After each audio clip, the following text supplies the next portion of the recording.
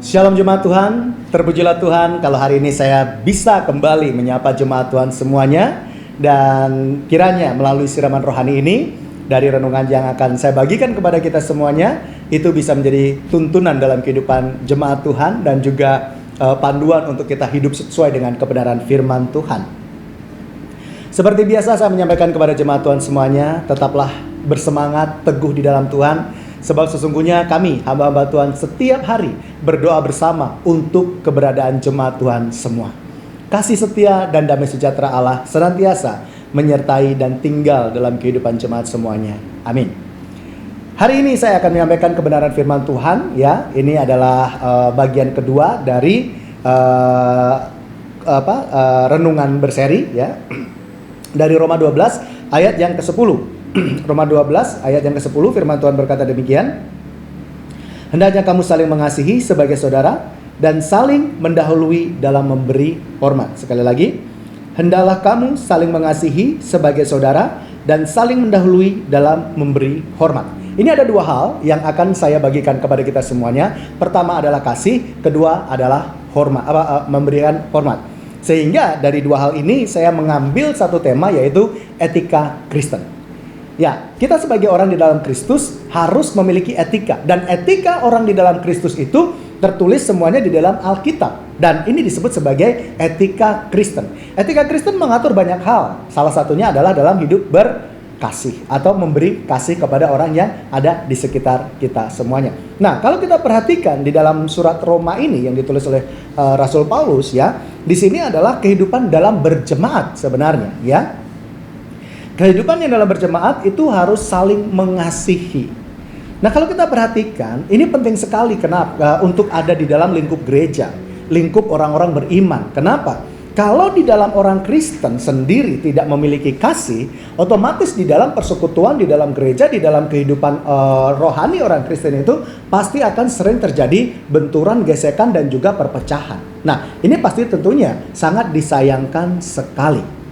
Nah, Bapak Ibu Saudara semuanya, di tempat ini ya, saya secara pribadi, maksudnya dalam renungan ini, berpikir untuk apa yang saya mau sampaikan kepada kita semuanya, yaitu tentang apa yang sudah tertulis dalam Alkitab, yaitu mengasihi.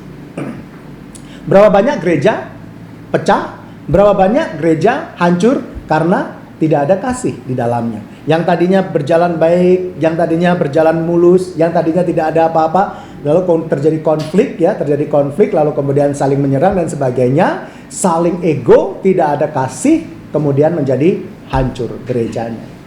Berapa banyak orang Kristen, sesama Kristen akhirnya berujung pada satu kehidupan yang bermusuhan. Karena apa? Keegoisan juga, sehingga tidak ada kasih, karena tidak ada kasih di dalamnya. Nah, inilah yang akan saya sampaikan kepada kita semuanya. Di dalam etika Kristen, dua hal ini ternyata diatur di dalam Alkitab.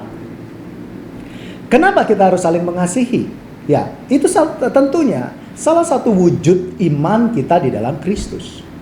Setiap orang yang mengaku saya adalah orang yang percaya Yesus, saya adalah orang pengikut Kristus, saya adalah orang yang melayani Yesus dan sebagainya, dia harus mewujudkan iman itu dalam bentuk kasih, mengasihi.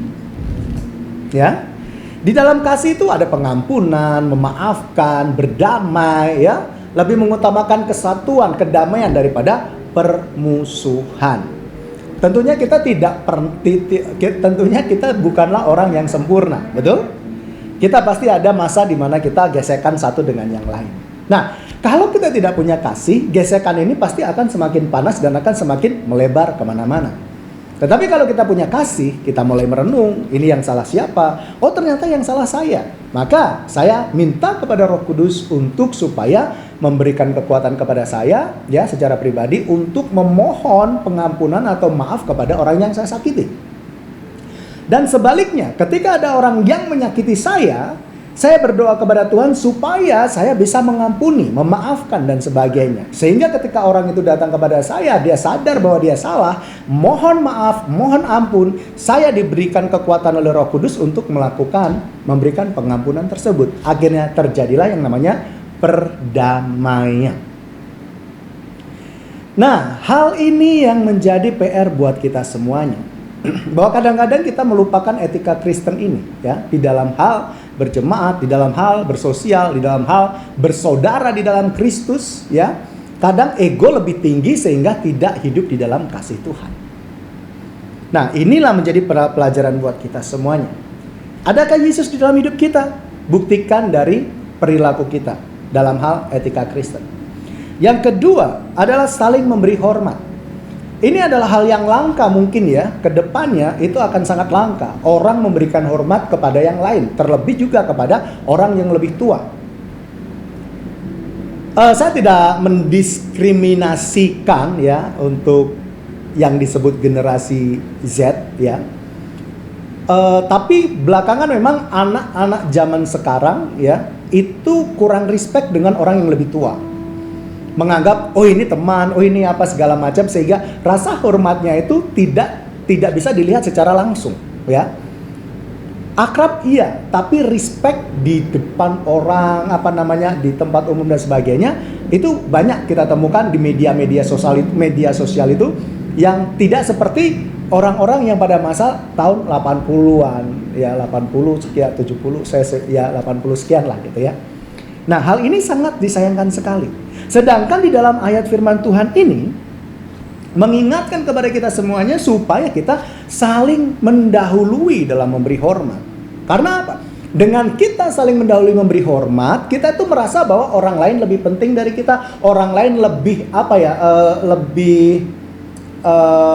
kita tuh kayak lebih butuh orang lain daripada kita menganggap kita lebih super daripada yang lain. Setidaknya kalau kita memberikan hormat kepada orang lain, kita akan merasa bahwa kita itu butuh orang-orang di sekitar kita. Seperti itu. Nah, hal ini diajarkan oleh Tuhan di dalam tulisan dari Rasul Paulus kepada jemaat di Roma. Sehingga ketika kita memberikan hormat kepada orang di sekitar kita, itu juga akan menimbulkan perdamaian, kesatuan di dalam Kristus. Oleh sebab itu kita semuanya di sini, mari kita saling menjaga hidup kita bagi nama Tuhan, di dalam persekutuan, di dalam bersosial, dimanapun itu kita berada. Cerminan Kristus adalah melakukan perbuatan yang baik. Etika Kristen mengajarkan sesuatu yang baik. Dan hal yang baik salah satunya adalah memberikan hormat kepada orang di sekitar kita. Yang muda menghormati yang tua memberikan contoh kepada yang muda. Nah, hal ini kiranya menjadi perhatian buat kita semuanya. Bukan karena kita sudah usianya lebih tua, maka kemudian kita petentang-petenteng tidak memberikan contoh kepada yang muda. Maka tidak salah kalau yang muda tidak menghormati yang tua. Dan juga bukan berarti karena ini adalah perubahan zaman. Zaman udah tidak seperti itu lagi lah. Kemudian generasi sekarang tidak menghormati yang lebih tua. Tidak benar juga.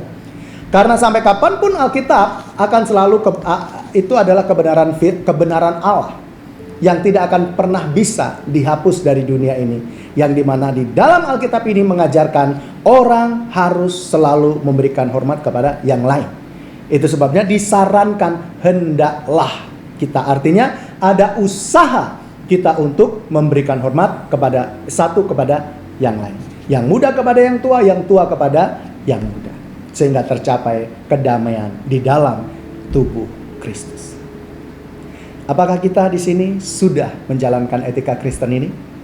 Apakah kita sudah membuktikan bahwa kita sudah saling mengasihi satu dengan yang lain? Dan ataukah kita juga sudah saling memberi hormat kepada yang lain? Atau justru hanya orang tertentu yang akan saya hormati, hanya orang tertentu yang akan saya kasihi? Ingat, cerminan kita adalah kasih Kristus. Cerminan kita adalah pribadi Yesus, bukan dunia. Kiranya Roh Kudus menuntun kita dan kita hidup dalam kebenarannya. Mari kita berdoa. Bapa, berkati kami semuanya di mana kami telah merenungkan firman hari ini, dan kiranya Engkau memberkati setiap jemaat Tuhan dalam kehidupan apapun Tuhan.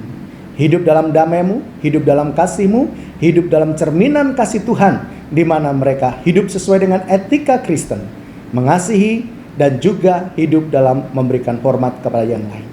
Kiranya nama-Mu dipermuliakan atas setiap jemaat-Mu, dan biarlah dunia melihat Yesus ada dalam kehidupan kami semuanya. Terima kasih Bapa, berkati jemaat-Mu semua dalam segala aktivitas, baik pekerjaan, baik rumah tangga, baik itu juga bersosial. Di dalam nama Bapa, Putra dan Roh Kudus, dalam nama Yesus, haleluya. Amin.